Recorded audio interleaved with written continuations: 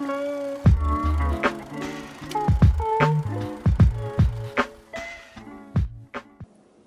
and welcome to the Pikku Kimalainen knitting podcast.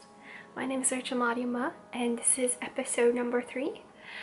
And I've been quite busy during the times when it's most appropriate to podcast. So, you know, I've had free time at nighttime or early morning, but it's super dark and I need natural light in order to make a video because I don't have a good lighting setup. So it's been kind of difficult trying to juggle that, but I finally got a chance to sit down and make a video today, so that's what I'm doing. And I wouldn't say I got a lot of knitting done in regards to what I typically like getting done, although I do think it is still a good amount of knitting. I just would have liked to have finished a lot more things that were on my needles, but I do still have one finished object to show today. And I did frog back a lot of things. But that is something to be expected, I guess, with my personal I guess creative flow. It can be quite volatile, and so I'm always ripping back on things. I don't really grow attached to something until it's completely finished, so I don't feel bad if I, you know, rip it back and use it for something else.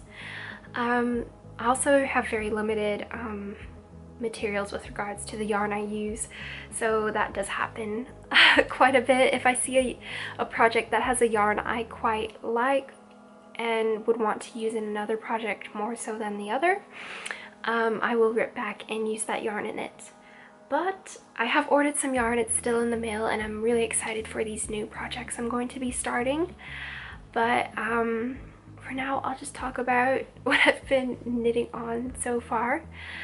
And so I guess first things first, I really want to say thank you to everyone who's been commenting. I'm really trying to get in a better habit of replying. I'm a bit of an introvert in person, and I'm sort of realizing that does apply to my online life. Although I am very active online, I tend to shy away from talking to other people online as well. I'm a bit of a lurker, so it's kind of different and weird for me to actually participate in active conversations with people online, but I think that's a good change. I'm just used to liking something or bookmarking it or sharing it and not saying anything at all, which is kind of creepy, but it's been really nice, the change that has happened, and I've made a lot of really good friends. So anyways, oh, I also want to thank Eva from the Charm of It podcast. She recommended my podcast in one of her latest episodes, which was amazing. When I heard that, I was actually sort of absent-mindedly listening as I was knitting on a project, and I heard my name and I was like, oh my god. I really look up to her as a crafter and creative individual, and everything she does is so inspiring. I'll leave a link to her channel down below. I'd highly recommend her podcast. I mean, I learn something new every time I watch one of her episodes. She goes so in depth into her projects, and I'm pretty sure if you're watching my podcast, you've definitely already seen hers, but I couldn't recommend hers more. I mean, her podcast is probably up there in my top 5 favorites just because she's so thorough with her projects, and all of the little details she adds in is amazing, and she talks about it very well. But yeah, thank you so much, Eva. That just made my day. I was having a really stressful day at work, and that just lifted my spirits, and I was actually able to go to bed on time, and I don't know. But there is a groups page for this podcast on Ravelry. It is the Pikku Kimalainen knitting podcast. I'll have it linked down below, and that is where you can find show notes. It took me a while to get them up, but they're finally up. And I did add in a little introductions thread to the podcast group if you want to introduce yourself. I know personally. I find introductions really awkward, and as cheesy as it sounds, you know, if you're in a new workplace or new class or something, I have always loved those little personal quizzes because I tend to not speak up as much in public, and those quizzes sort of help people get to know me a little bit better, just so I'm not this weird enigma that makes everyone feel awkward.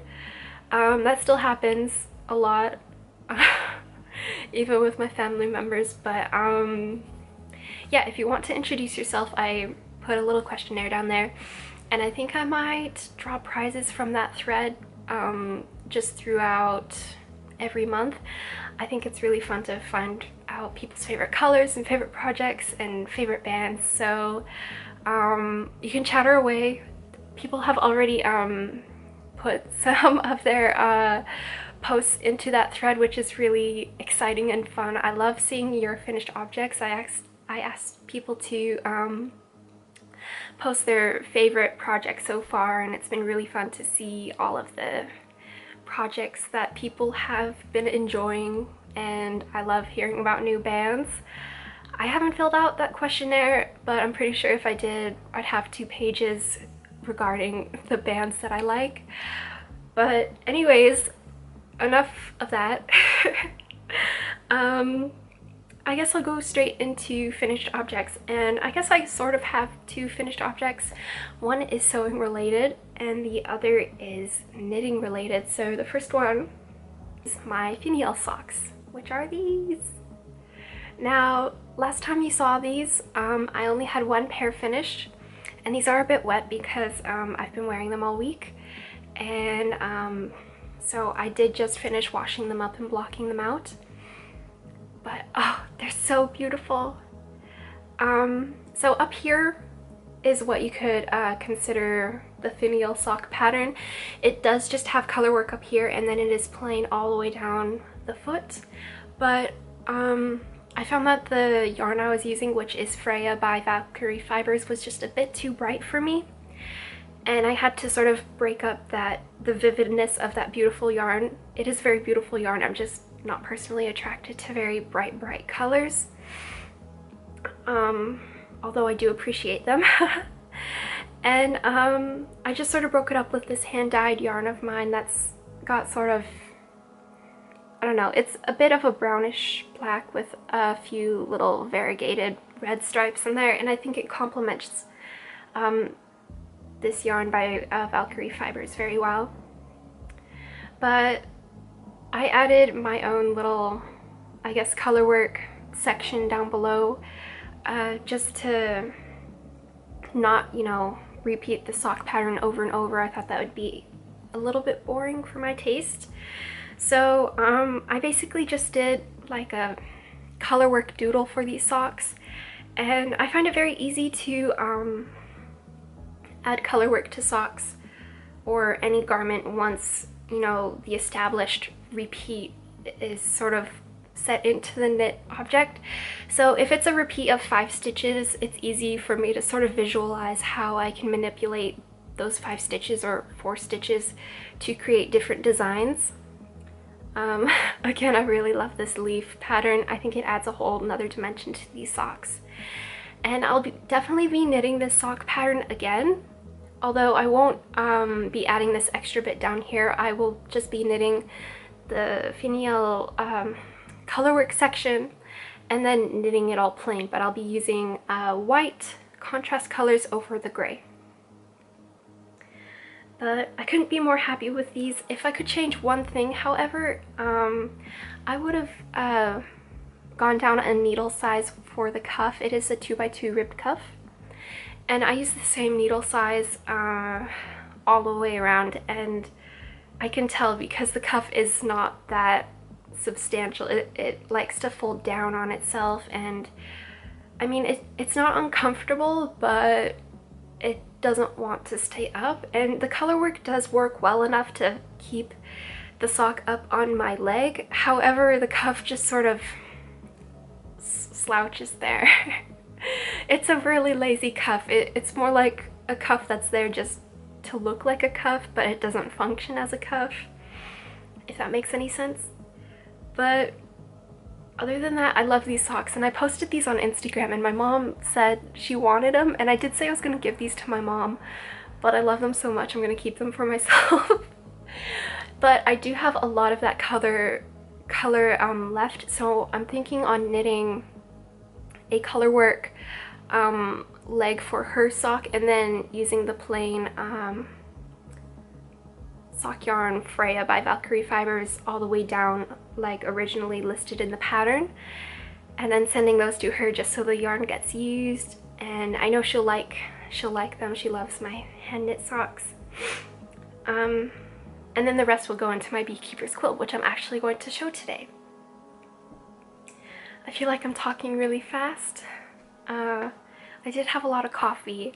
I went to this employee's luncheon where I work, and I had a large caramel latte in the morning, and then I had like 2 more cups of coffee at lunch, so I'm feeling a bit energized.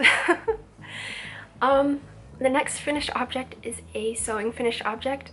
I am not entirely finished with it, but it is wearable, and that is the skirt that I'm wearing.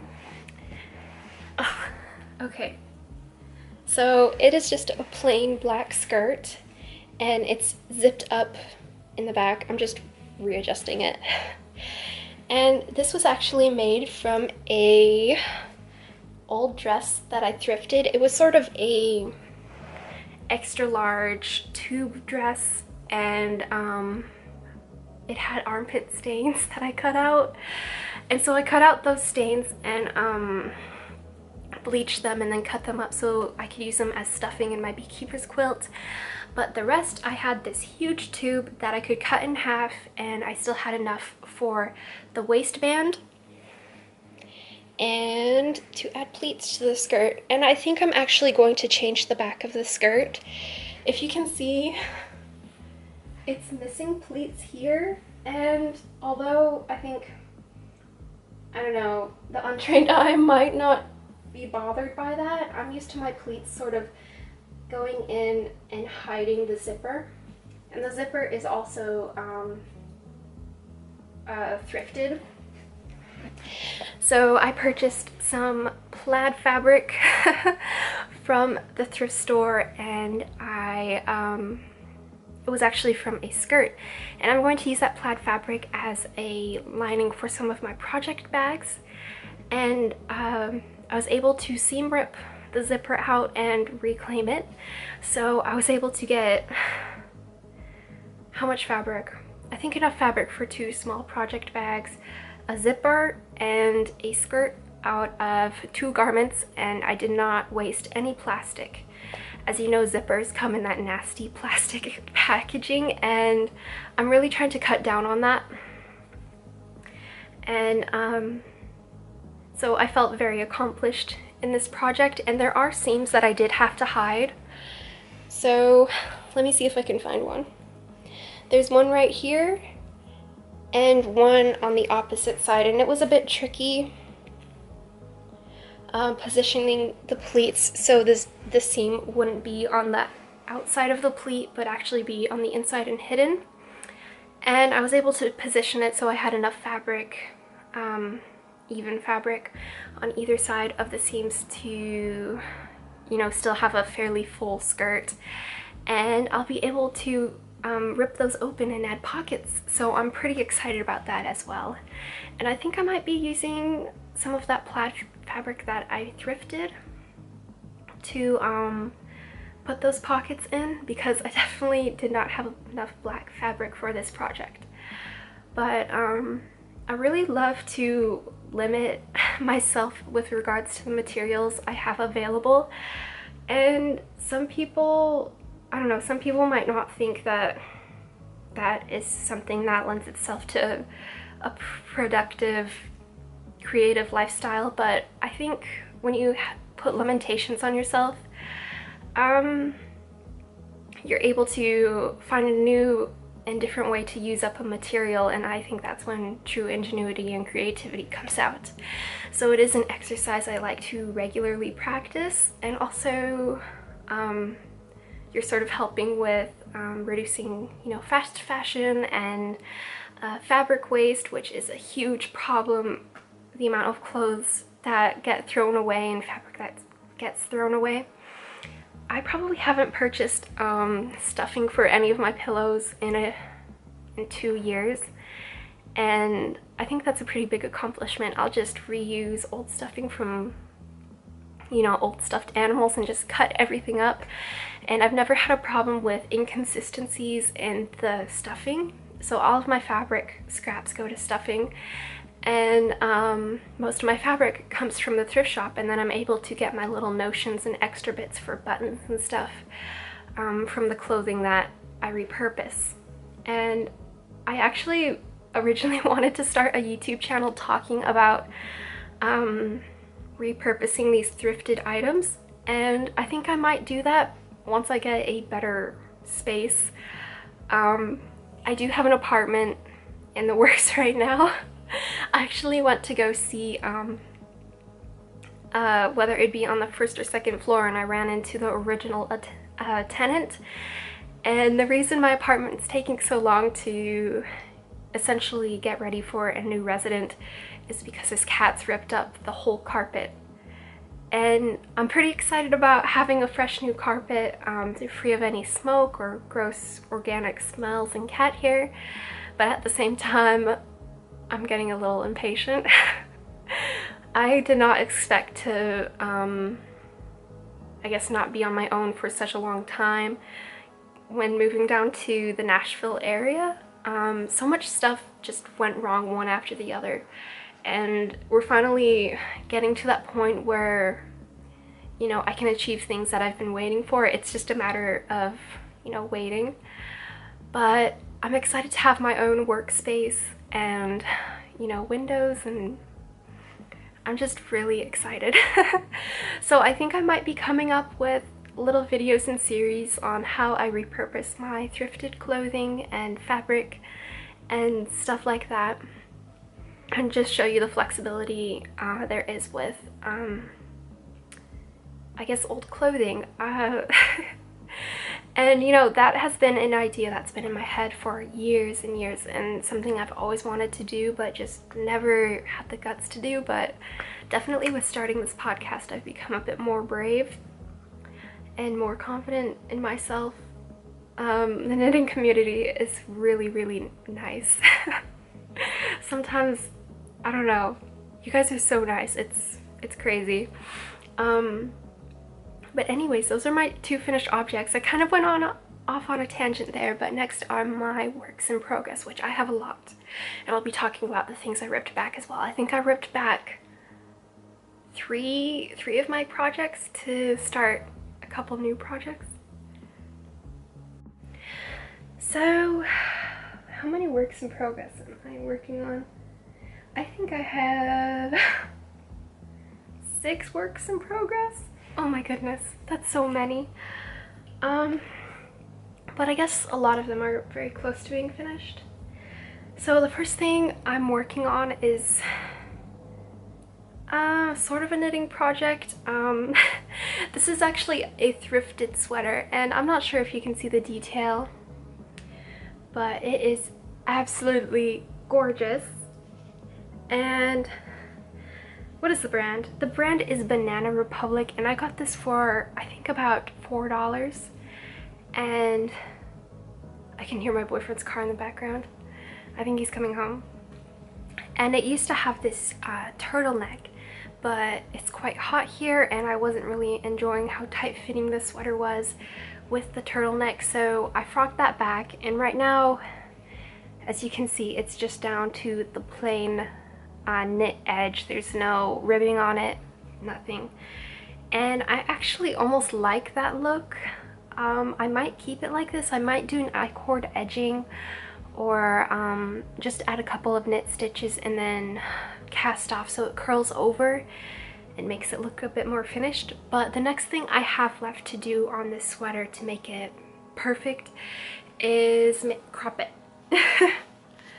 And it's quite long. It hits my hips right now, but I don't like tight fitting sweaters that go over my hips. I like cropped tight fitting sweaters, so I'm definitely going to be making a change to that. And this sweater is seamed in construction, so I'm going to have to seam rip these big seams on either side to where I want to cut off the sweater, and then you know, cut wherever I want to start the ribbing and frog it back, pick up those stitches and knit down. It's just going to be a little bit more tricky because these two seams are there. If it were, you know, machine knit in the round, it'd be a lot easier to achieve this, but now he's home. I can hear the dogs barking. But yeah, it's a bit more tricky now because of those seams. I'm going to have to work around them. And I'm going to knit the ribbing in the round. I'm not going to, you know, knit two pieces of ribbing flat and then seam them together. I'm just going to knit that in the round and just sort of ignore those seams that exist. And I'm thinking on doing a split rib with part of the ribbing being higher in the front and then the other section of ribbing being lower. I'm not sure if I'll prefer that look, but I do see myself wearing this with a big chunky belt and a high-waisted skirt. I might add in some waist shaping, but I don't know. This is 100% cotton, and I actually picked up this sweater when I was looking for 100% wool cashmere sweaters to frog back and use the yarn. But as you can see, the ribbing is one knit ridge, one seed stitch ridge, and one purl ridge, so that's going to be fun to knit because I've never knit that type of ribbing before. I'm not sure what it's called, but I know there's a name for it. But this should be done by next week, just depending on whether the needles I need are available. I'm going to be knitting the ribbing in size 3 needles, and I think that will achieve a pretty similar gauge. The next project I'm working on are some self-striping socks. Sorry.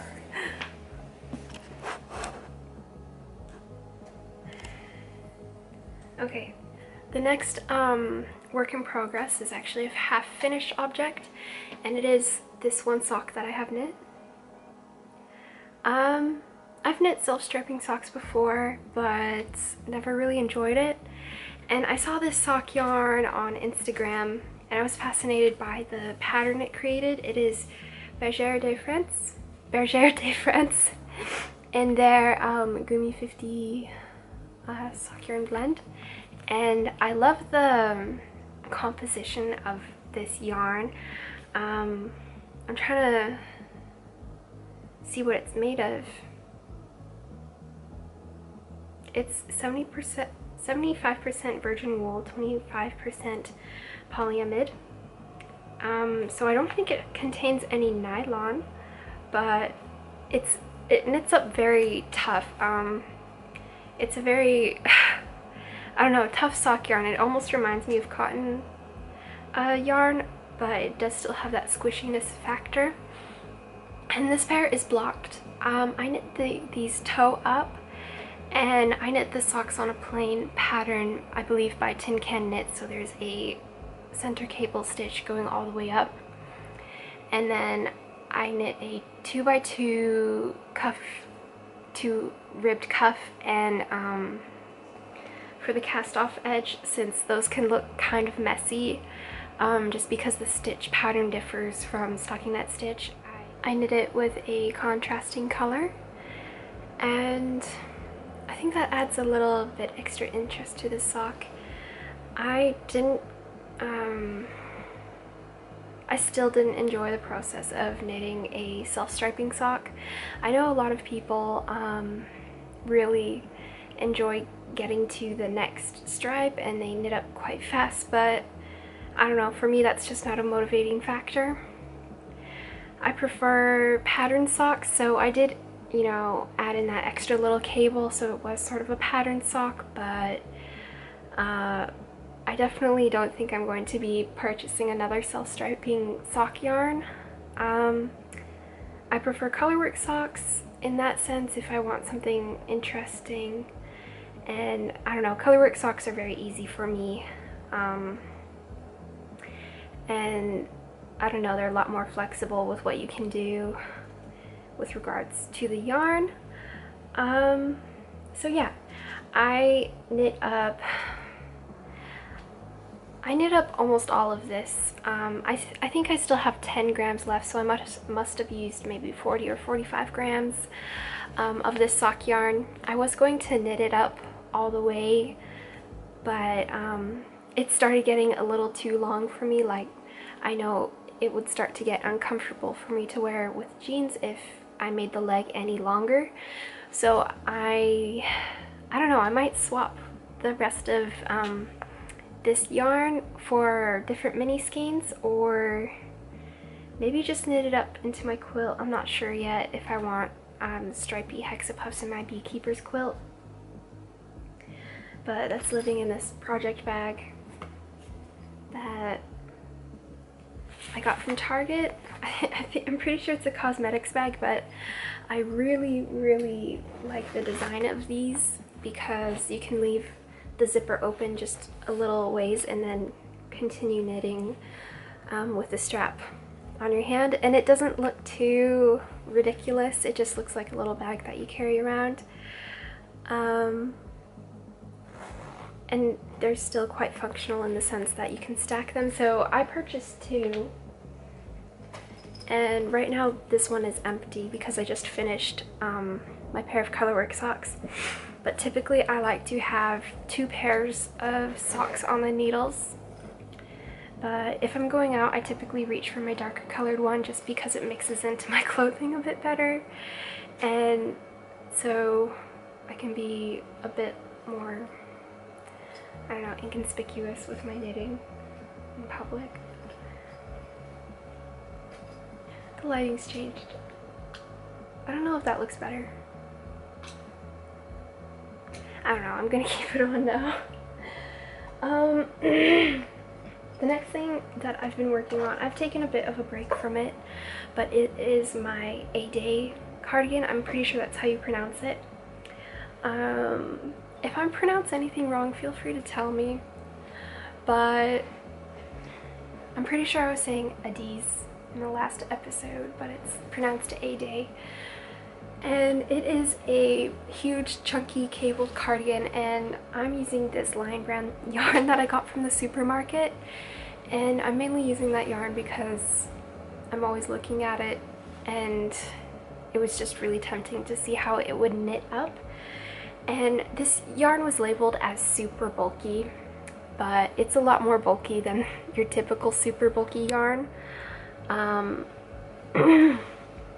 And it is the yarn weight that the pattern calls for, but it definitely does, what's she looking for? But it definitely does make a difference in how the fabric knits up.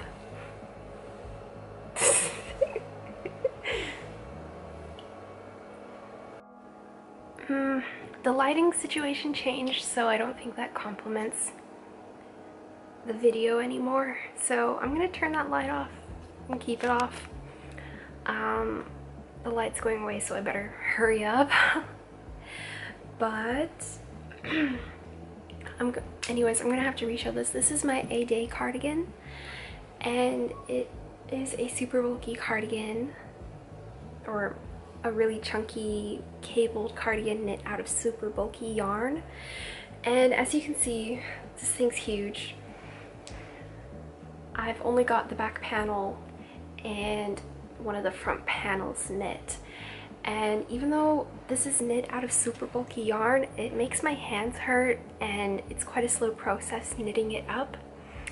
So I'm taking my time on this, and I have to say I think this yarn is a lot more bulky than your typical super bulky yarn, because this is the yarn that the pattern calls for, but it's knitting up a lot larger than the original, you know, pattern gauge. And I'm using smaller needles. So this is a line brand yarn that I just got from the supermarket, and I decided to get it because I couldn't stop eyeballing it, and I just wanted to see how it would knit up. I just wanted to knit a garment out of it ever since I've seen it from a couple days ago, or a couple years ago. So I think this is the left panel, yeah. So the front left panel's finished and the back panel, and it's going to be pretty huge. As you can see, it goes almost all the way down to my knees, and I'm hoping to get this done by the end of this month. And so I've started the right panel, and this is how much I've gotten done. I've still got quite a few more repeats to go through before I'm ready to match stitch it onto the rest of the garment, and then I have to knit the sleeves. I have considered adding pockets, but I think this garment's just going to be so bulky that I'm not going to really wear it out and need pockets. It's going to be more of a house coat. But if I do add pockets, I think they will be invisible pockets put into the side seams and not, you know, visible bucket pockets, because this cable stitch pattern is so beautiful I wouldn't want to cover it up in any way, and I'm afraid that adding pockets would make the design a little bit too busy. But I'm super happy with how this is turning out, even though the yarn I don't think was really ideal for the project. I could probably enter this into Ellie of the Skein Deer Knits knit along. I think it's called the Break the Rules knit along, where you're supposed to use a different weight yarn relative to whatever pattern you're using. And although this isn't technically the different weight,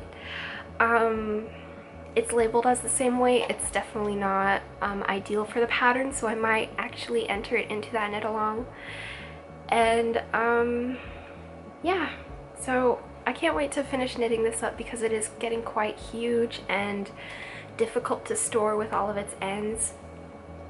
And so it doesn't fit in any of my project bags at the moment, so it's just sort of in a pile in the corner, and it looks like dirty clothes, but it's not. Let's see. So the next thing I have to show, oh my gosh, I have so many whips. I didn't realize until now how many whips I had.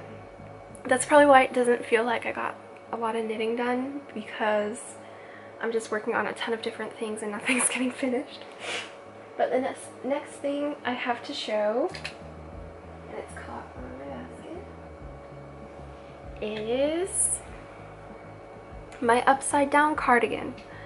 So this is inspired by the upside down from Stranger Things, which is, I guess, this alternate dark reality that, you know, Demogorgons come from and stuff. If you watch the show, you'll know what I'm talking about. And I actually frogged back a hat that I was knitting in order to start this cardigan. I was knitting the Antlers Toque by, I believe, Tin Can Knits again, and I wasn't happy with how the hat was turning out, and I wasn't motivated to finish it. So I saw Amy of the Stranded podcast knit up a cardigan in this yarn, which is Knit Picks Wool of the Andes Tweed, I believe, and I fell in love with it.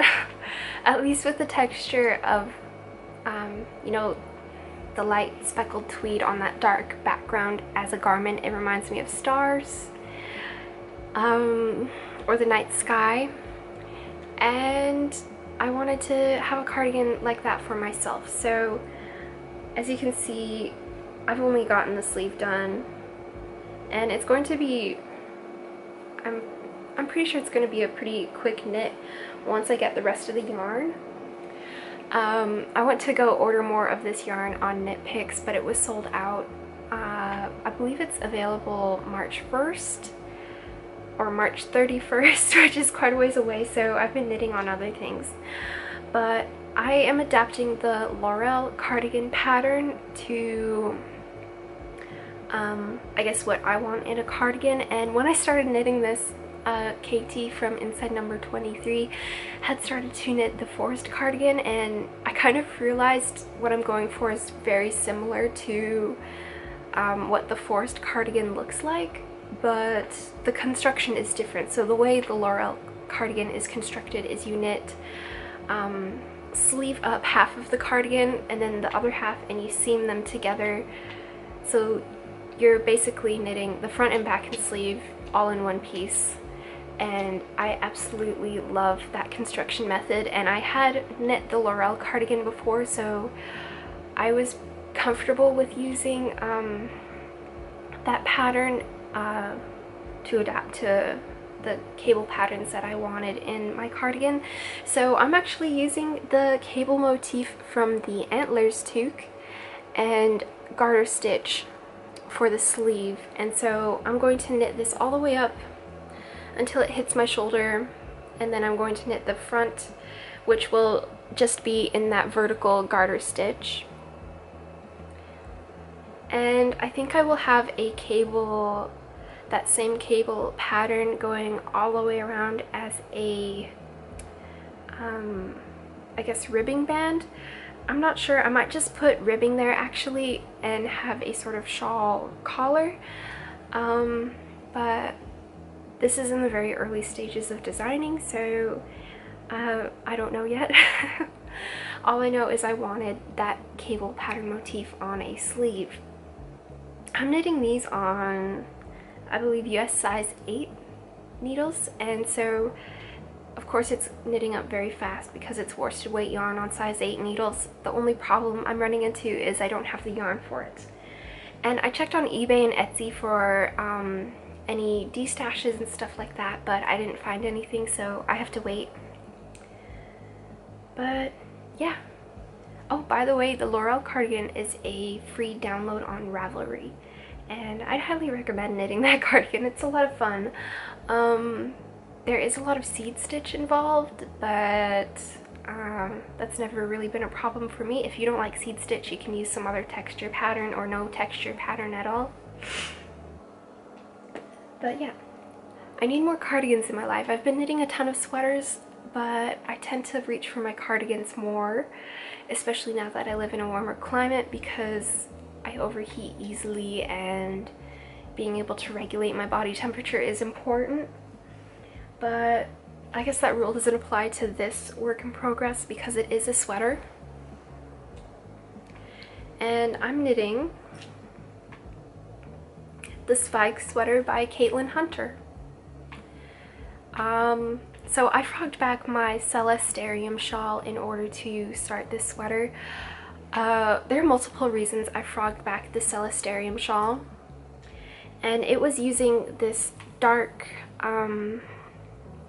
single ply yarn by Madeline Tosh. This is, I believe, Tosh Merino Light in the Void colorway, which is just a single ply fingering weight yarn. And I had lost steam on that shawl a long time ago because I had found a overlay for the pattern to add the Milky Way galaxy into the I guess constellation chart. So I really wanted to do that, and I was just on the fence about you know, frogging back and adding that in because that was quite a lot of work for me. There's a lot of counting involved with that shawl, just because you have to, you know, place the beads perfectly. But I forgot her name. I saw somebody start that shawl on Instagram using the Milky Way overlay, and it turned out beautiful. And I think that that will aid me in the counting for placing the beads, because I'll be placing more beads on the shawl at a higher rate.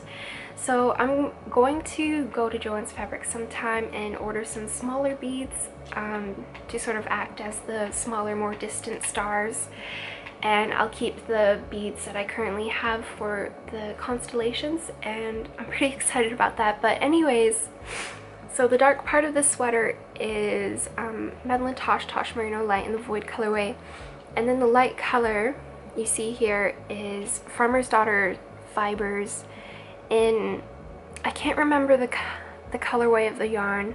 I had moved and lost the tag and a lot of important things regarding my knitting when I moved down here from Montana, so I can't tell you what the colorway is, but I have a feeling it has something to do with pressed flowers. I mean, this definitely reminds me of pressed flowers, but I just have a feeling that's what the label said. But I absolutely love Farmer's Daughter Fibers. She is a dyer, I believe from Montana. And every time I'd go to my local yarn shop in Montana, I'd always, you know, want to buy a skein of her yarn because everything she makes is so beautiful. But I couldn't stop thinking about having the spike sweater in these two colorways, so finally I just decided to frog back on certain projects and finally do what I've been thinking of for months. So I made some changes to this sweater, as you can see. First of all, I broke up a lot of the stripes. I did, you know, a 1x1 colorwork section and then a white stripe rather than just having a huge white stripe towards the top. And I'm knitting the size medium, but I made some adjustments down below to incorporate a moon phase colorwork chart. Now, you don't see the moon phases yet, and that's because I'm still writing up the charts for it, but I was a little bit impatient and really wanted to get to work on this sweater. So I just knit the outline of the moons, so I was able to fit in 20 repeats of this little moon here, and I'll be able to, I believe, incorporate a complete, you know, moon phase cycle without omitting any phases, so I'm pretty happy about that. And in order to achieve this, I had to, once I ended this lace repeat right here, I actually only added increases for the size small, and then that was just enough to fit in all of the moon phases I needed. And then at the end I cast on a couple more stitches in order to bring it back up to the size medium that I'm knitting. I don't really have problems with adding and subtracting stitches like that when it comes to color work, as long as it's in the negative space, because you're not going to really notice. So if there's an extra detail I want to include but, you know, have a few too many or not enough stitches for, you know, whatever I'm trying to do, usually I will increase or decrease to incorporate that. So with socks, I like to keep it within 10 stitches of increasing or decreasing to incorporate a new pattern design, and with sweaters I'll keep it within 20 stitches, and usually you don't notice any warping or problems with your knit fabric because, you know, they're spread out over a space. I'm losing my voice. But I'm going to go back over this with duplicate stitch once I finish writing up all of the charts. And somebody did actually ask me why I didn't just do the stranded color work for these charts, and that's just because I was kind of lazy and impatient, and I also wanted to see how these moons would behave on the fabric that was closer to, you know, where my arms come out to my armpit. So I was afraid that maybe this fabric would warp, and I just wanted to see how it'd behave and see whether it'd be better to, you know, place the new moon on my shoulders and then have the face go around, or place the new moon like center front on the sweater and then have the rest of it play out. And I was mainly just worried about that because on the spike sweater you knit the stripes after the lace section, and then you knit to a certain length before you separate for the arms and the body of the sweater, and typically you'll get a little fold in there, but her colorwork section wasn't too affected by that, because there was a certain amount of space that you knit before you make the separation. So I'm trying to explain this without giving too much away about the pattern, but once I do complete this, I will be writing up the colorwork charts and giving a few little vague directions on how to apply this to her pattern if you want to replicate this. I will be making a project page for this sweater, just so you can replicate this colorwork section if you want. You could apply it to other sweaters or pairs of socks, what have you. And I don't know, I'm really excited about this. And a lot of people on Instagram are excited about it too, so I am really motivated to knit up that pattern, or at least those charts. The next work in progress I have is the last thing I'm going to show today, and I've been working on this for a really long time, and that is my Beekeepers quilt.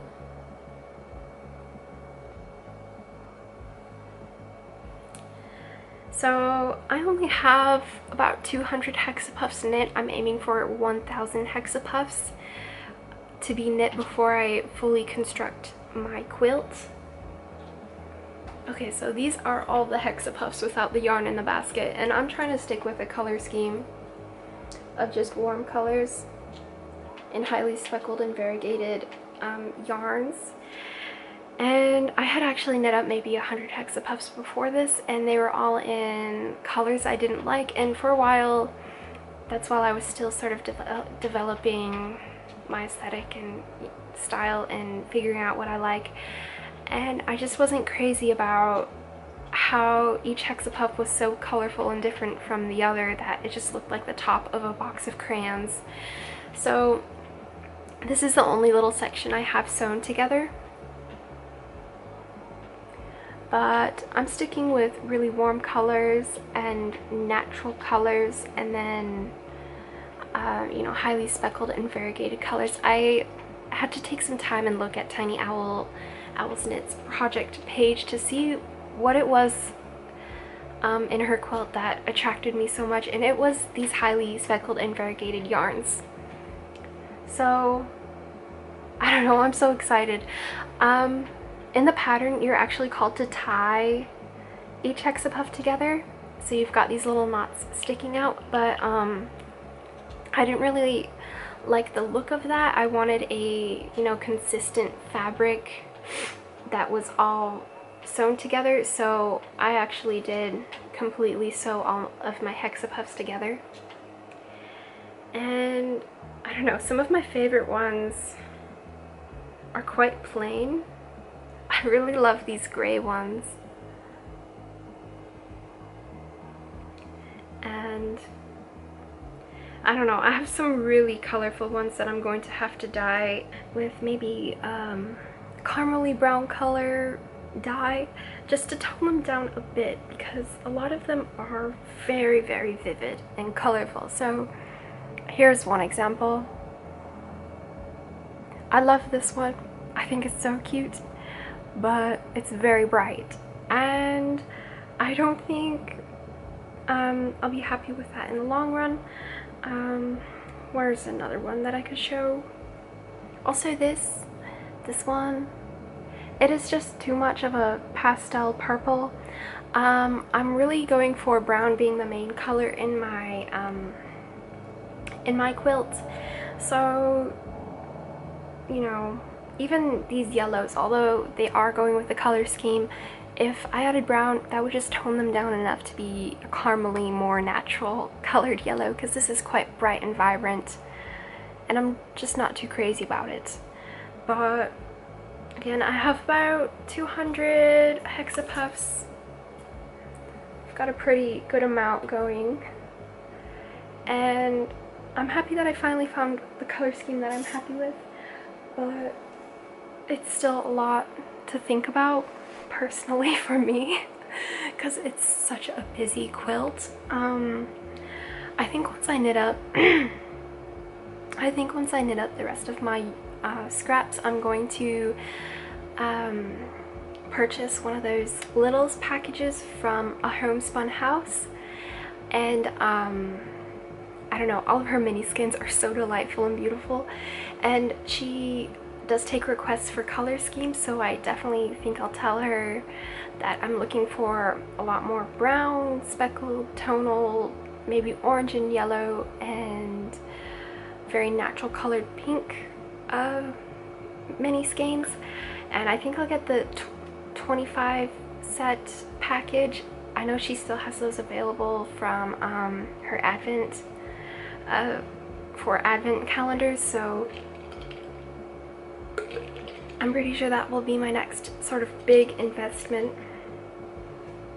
But the last thing I have to talk about is, I guess, yarn that I'm reclaiming from an old sweater, or two old sweaters. So this is the yarn I'm talking about. Right now it's still attached, but this is made from 3 threads of 100% wool yarn, and it looks very scrappy right now because it is. And 1 thread of pure cashmere, and so that would bring it to 25% cashmere and 75% 100% wool, whatever wool that sweater contained. That's all it's, the tag said is 100% wool. I actually videotaped me going to the thrift store to search for sweaters, but that day I was feeling really dizzy and kind of stressed out because I was so dizzy, so I decided not to really film that much just because I was looking. And down here it's a lot more difficult to find 100% wool sweaters because, you know, there's no real need for them. In Montana it was a lot easier to find wool sweaters at the thrift stores, vintage wool sweaters, just because it's a lot colder up there, but down here it's mostly all cotton. So can you see that? There we go. You can see that white cashmere thread being held double with the 100% wool thread, and this brings it to a fingering weight yarn. And I think I'm going to knit the Tegna, it's not really a sweater, Tegna shirt by Caitlin Hunter out of this yarn. I'll definitely have enough, either that or the Birkin sweater. I can't decide right now. I think this might actually work better for the Birkin sweater just because it is quite a sort of scrappy wool, and I do have, you know, little ends poking out that I'll have to knit in. The 100% wool I was able to spit splice together. So basically you're just felting the 2 strands of wool together, but for the cashmere thread I had to tie it to, you know, make one continuous strand. So there will be some inconsistencies in the yarn, and I'm worried about that, I guess, messing up the lace edging. So I do think I am more likely to put this into my Birkin sweater. I've just got to find some brown and orange yarn scraps for the floral pattern around the Colorwork yoke.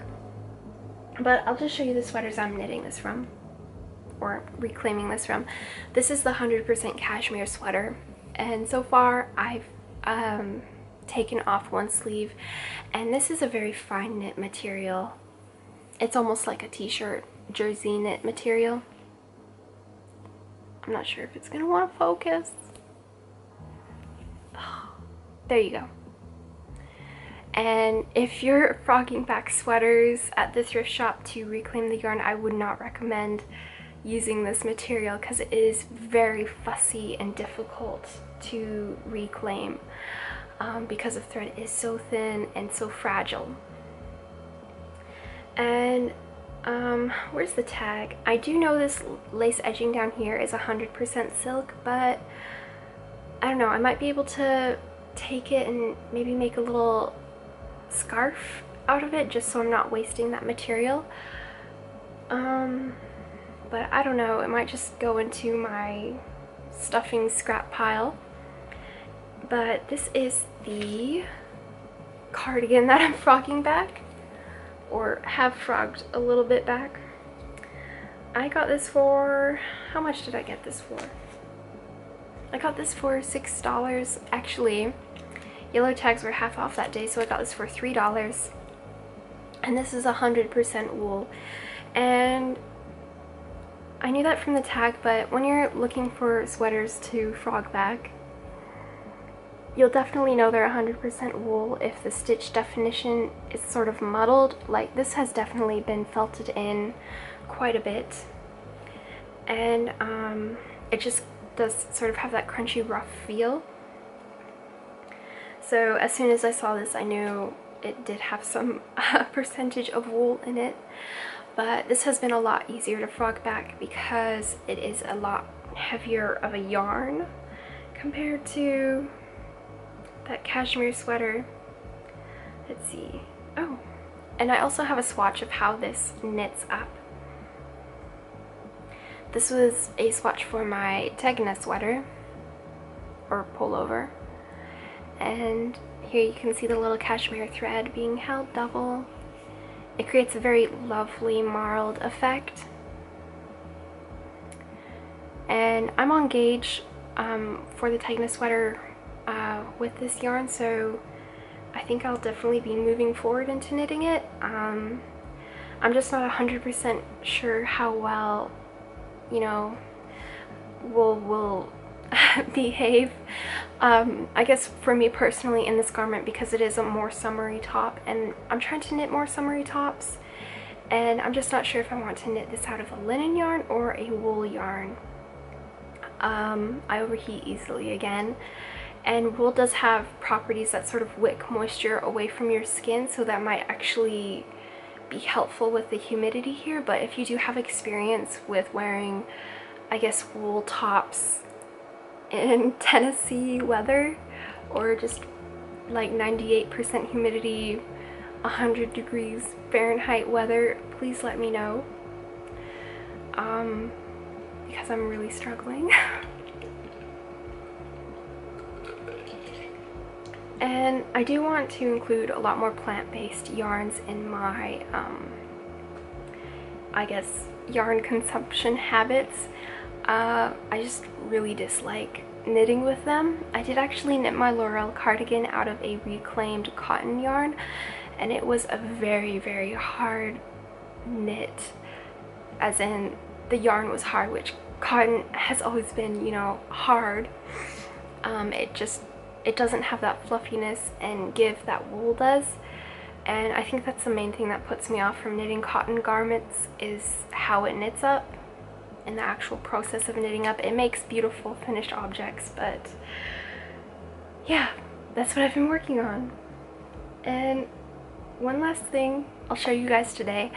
I talked about a couple little projects and odds and ends in the last episode that I wanted to finish up and fix up, and it included you know, necklaces and things that were broken. And I decided not to fix that goat's head necklace just because it was past the point of no return, and the other horn was actually about to break as well. So I decided to toss that to recycling, and I used the chain for a different pendant that I have. But I finally framed that little bee that I had. So this is a hand felted bee by the shop Whispering Wild, and she creates the most beautiful things.